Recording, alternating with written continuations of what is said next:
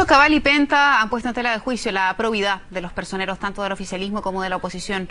A raíz de todo eso, desde La Moneda anunciaron ayer en la tarde el desarrollo de una agenda legislativa que tiene como propósito perfeccionar la relación entre la política y los negocios. Vamos a conversar de este tema. Estamos en el estudio de CNN con la directora de Investigación e Incidencia de la Fundación Ciudadano Inteligente, María Jara Quemada. María, gracias por venir. ¿Cómo estás? Hola, Verónica. Muy bien. Yo recuerdo que en diciembre, por ahí dentro de la quincena, el gobierno anunció un proyecto que lo que pretendía finalmente era regular los aportes a las campañas políticas, etcétera, etcétera. Y luego sale de manera muy contundente este caso Penta y Cabal.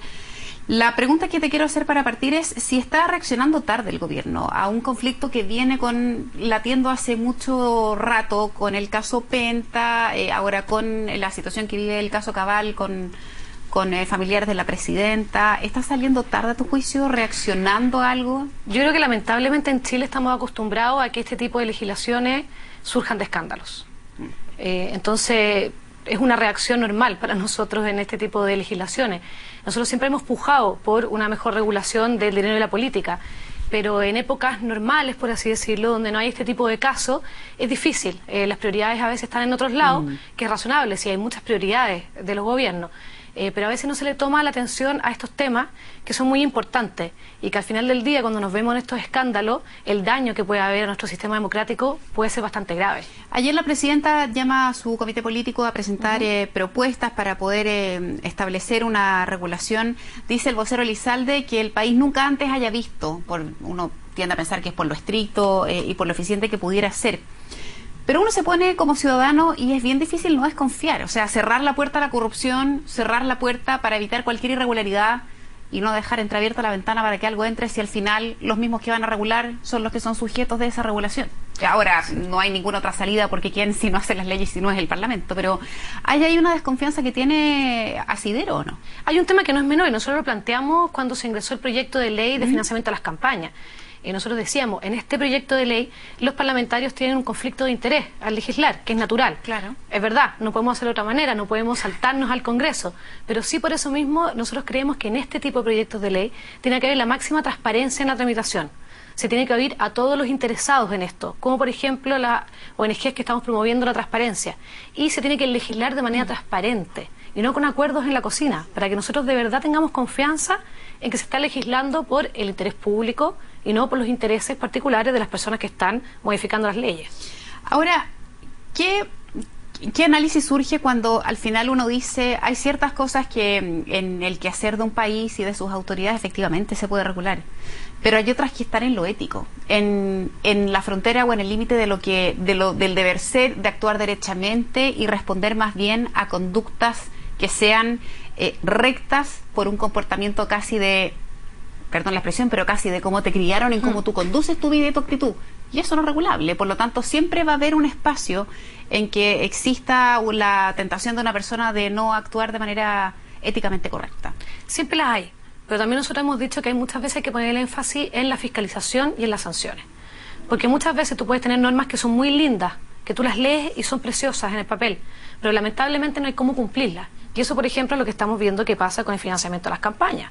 Que hay toda una regulación, pero claramente no se cumple y no había nadie que tuviera la capacidad de fiscalizar, y las sanciones, la verdad, es que son bastante irrisorias. Son unas multas pequeñas que no te inhiben las conductas. A eso me refería cuando decía cierran la puerta, pero la ventana queda entreabierta. Entonces es muy importante para nosotros eso, que efectivamente haya alguien que fiscalice y que sancione. Porque, por ejemplo, nosotros tenemos normas que rigen la ética en el Congreso y en la Administración Central. Pero a veces vemos en el caso del Congreso que las comisiones de ética quizás no dan lineamientos o no han habido muchas sanciones respecto a cuando han habido conflictos de interés. Las únicas sanciones que conocemos fuertes, y fuertes también podemos decir, entre comillas, es el caso de la exdiputada Marta Isasi. Pero ahí hay un caso de tráfico de influencias que hoy en día incluso lo está investigando el Ministerio Público y se está haciendo parte del Consejo de Defensa del Estado. Entonces, han habido otros casos que quizás están en esa línea delgada, donde las comisiones de ética nosotros creemos que tienen que cumplir un rol mucho más importante. De lo práctico, ¿qué, a juicio de Ciudadano Inteligente, qué debieran incluir estas propuestas sí o sí? Vuelvo al ejemplo, de tal manera de cerrar puertas, ventanas y cualquier espacio posible de la entrada de la irregularidad o de la posibilidad de no cumplir con aquello que se está estableciendo. Yo creo que el tema del financiamiento a la política en general, no solo a las campañas, es muy importante. Y ahí hay un proyecto de ley que nosotros hemos planteado que requiere bastante perfeccionamiento. De partida del CERVEL. Hay que fortalecer al CERVEL y hay que establecer sanciones fuertes y ejemplares. La puerta giratoria nos ha tocado acá, que es la llamada puerta giratoria del sector público, de cuando yo me desempeño en el sector privado y luego me voy a un cargo público en la misma materia, donde pueden haber conflictos de interés o uso de información privilegiada y viceversa. Si yo me desempeñaba en el sector público paso al privado. Y paso al privado. Que de hecho ocurre hoy día. Y que de hecho ocurre hoy día. Ese tema no se ha planteado por el gobierno y hay proyectos de ley. De hecho, la diputada Maya Fernández presentó un proyecto de ley el año pasado al respecto, pero que no ha avanzado. El proyecto de ley de probidad está desde el año 2011 en el Congreso. El gobierno le puso varias urgencias el año pasado, pero no avanzó mucho. O sea, nosotros creemos que este es un proyecto importante que tiene que avanzar. Hay un proyecto de ley que perfecciona la ley de transparencia. Tampoco ha avanzado. Entonces, eso también es importante. Otra de las cosas a las que ayer se refiere esta iniciativa que plantea la presidenta a su comité político tiene que ver con los costos que tiene que significar para una persona salirse de los marcos legales desempeñando una función pública. O sea, que hoy día un diputado reconozca que efectivamente recibió platas de manera irregular y que siga en el Congreso, digamos, y que no le pase nada y que esté legislando, uno se pregunta, bueno, ¿qué tiene que pasar? ¿Cuáles serían, a tu juicio, las causas por lo menos mínimas para que por lo menos a un parlamentario o a una autoridad pública le genere la salida de su puesto si es que comete alguna irregularidad? Lo que pasa es que en el caso del Congreso hoy en día ya hay una fórmula, y es cuando algún parlamentario es condenado por cualquier delito a más de 3 años y un día, pierde su derecho a sufragio y con eso pierde el cargo. Pero el problema a veces está en que las penas son muy bajas.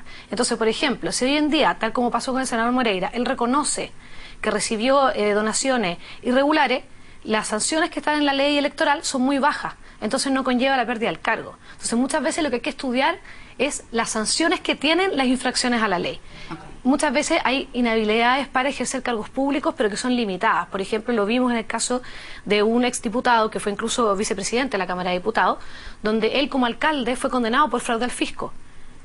Pero esa condena no le llevó la inhabilidad para ejercer cualquier otro cargo público. Entonces, luego de ser condenado, él es diputado. Y esas cosas no pueden pasar.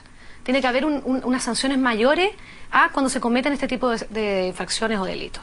Ahora, ¿qué pasa también con, por ejemplo, otros temas que también son relevantes y que al final a la ciudadanía también le importa saber quién es quién en esta historia, con declaración de intereses? A partir del caso Cabal, se supo que Sebastián Dávalos no había declarado los intereses, no había hecho su información respecto de cuál era su patrimonio, cómo vivía, de qué vivía, etcétera, etcétera.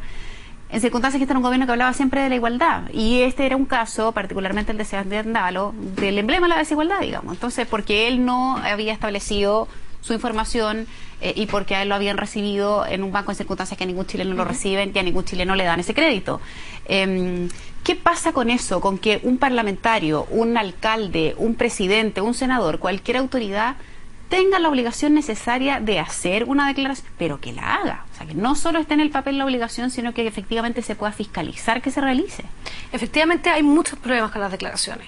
Hoy en día se hacen, pero nosotros no podemos saber si son completas o veraces. Tenemos que hacer un curso de información gigantesco, o sea, realmente una investigación exhaustiva para saber si son completas o veraces. Este proyecto de ley que está en el Congreso viene a solucionar bastante sus deficiencias. Nosotros igual hemos planteado que se requieren otros perfeccionamientos, pero viene a solucionar mucho de lo que hoy en día sucede. Y, por ejemplo, hoy en día tú declaras tus actividades actuales cuando tú asumes el cargo, cuando tú haces la declaración, que es lo que pasó también con Sebastián Dávalos, pero tú no sabes las actividades anteriores. Entonces también tú puedes tener un conflicto de interés con actividades que ejerciste 4 meses antes de asumir el cargo y que no se están declarando. Y la idea tampoco es convertirse en una policía que está vigilando todo y que todo sea absolutamente transparente. ¿Por qué no? Porque obviamente tienen un rango de privacidad las personas, pero cuando tú asumes un cargo público, que lo haces voluntariamente, además no hay una obligación de asumirlo, sí. Nosotros entendemos que cierta privacidad tiene que ceder, e incluso cierta privacidad de tus familiares, por ejemplo, tus cónyuges o incluso tus convivientes, porque también tenemos que aplicar la realidad de Chile. Pero está en la decisión de tú exponerte en un cargo público, el abrir ese flanco. Por eso nosotros cuando nos dicen como, bueno, pero es que ustedes quieren extender las declaraciones a los cónyuges o convivientes, sí. Porque el conflicto de interés no solo es cuando yo tengo los negocios, sino también cuando lo tiene mi núcleo cercano. Por lo tanto, nosotros creemos que sí es necesario, que hoy en día nos quedamos cortos con la legislación que tenemos. Entonces, es muy importante este proyecto de ley que avance, que se discuta, que se perfeccione y que se apruebe pronto. ¿Qué efecto tiene todo esto en la ciudadanía? Cuando uno empieza a ver que hay una sociedad cada vez más desconfiada, que cada vez hay menos participación, que lamentablemente los políticos están todos en un mismo saco, cuando todos son corruptos, cuando todos son mentirosos, cuando todos se arreglan los bigotes para ir en una campaña. ¿Qué pasa con esa sensación? Que muchas veces es injusta, insisto, porque no todos son iguales. Entonces, cuando hay un país o una sociedad que está poniendo la mirada con ese tono, ¿qué riesgos se corren? A nosotros nos preocupa mucho. O sea, los índices que tenemos nosotros de confianza ciudadana en nuestras autoridades son los más bajos de América Latina. O sea, de hecho, son índices de un país que debería estar en crisis política. Entonces es bastante preocupante. No podemos arriesgarnos a perder nuestra democracia, no podemos arriesgarnos a que llegue un caudillo con promesa de salvar este sistema, y no podemos arriesgarnos tampoco a que disminuya más la participación electoral. Entonces, por eso también nosotros siempre estamos a disposición del gobierno y los parlamentarios para colaborar en lo que sea necesario en propuestas, pero también llamarles la atención en el sentido de que hay que preocuparse de estos temas. Hay muchos temas importantes como la reforma educacional, una nueva constitución, la salud, pero la democracia también es muy importante y es la base de todo esto. Entonces no podemos dejarla de lado. Y nos parece muy bien el anuncio del gobierno, pero obviamente tenemos que ver el detalle de estas iniciativas para ver si pueden ser perfeccionadas o no. Bien, María, muchísimas gracias por haber venido al estudio de CNN. Que tengas una muy buena tarde. Muchas gracias a ti.